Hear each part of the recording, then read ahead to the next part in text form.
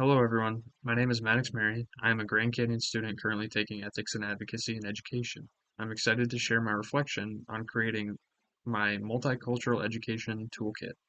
Through this journey, I've deepened my understanding of diversity in education and the role my personal virtues play in fostering an inclusive learning environment. Some diversity considerations that I've taken. From the start, I knew that if truly effective multicultural education required centering diverse perspectives, not add-on, but as an integral part of the curriculum.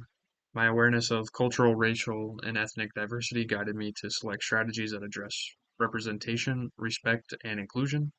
For example, incorporating multicultural literature and case studies ensures that students from diverse backgrounds see themselves reflected in what they learn, which research shows can increase engagement and achievement, and that's from Banks in 2016.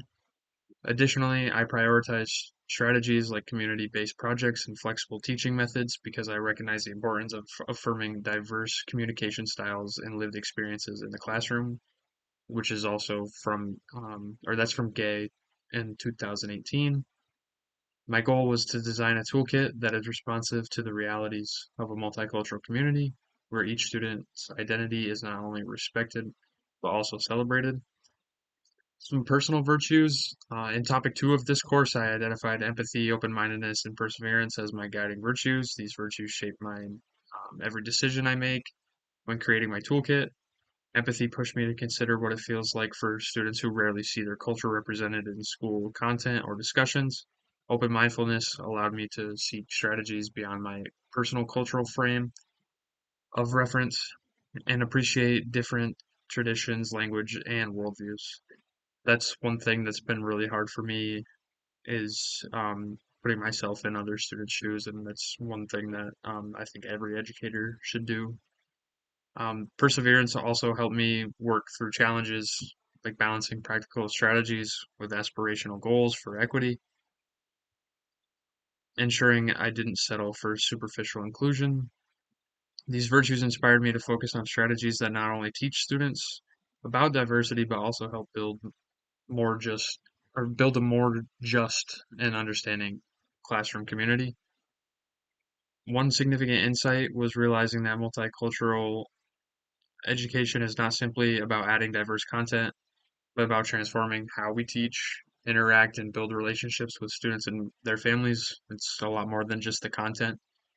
Through developing the toolkit, I learned that creating a multicultural classroom environment requires intentionality in everything, from curriculum choices to physical classroom setup. This process also deepened my appreciation for the role of cultural responsive teaching in promoting equity and dismantling bias. I now see multicultural education as a continuous practice rather than a checklist, as a perspective supported by Nieto and Bode in 2018, who emphasized the multicultural education is a mindset grounded in social justice.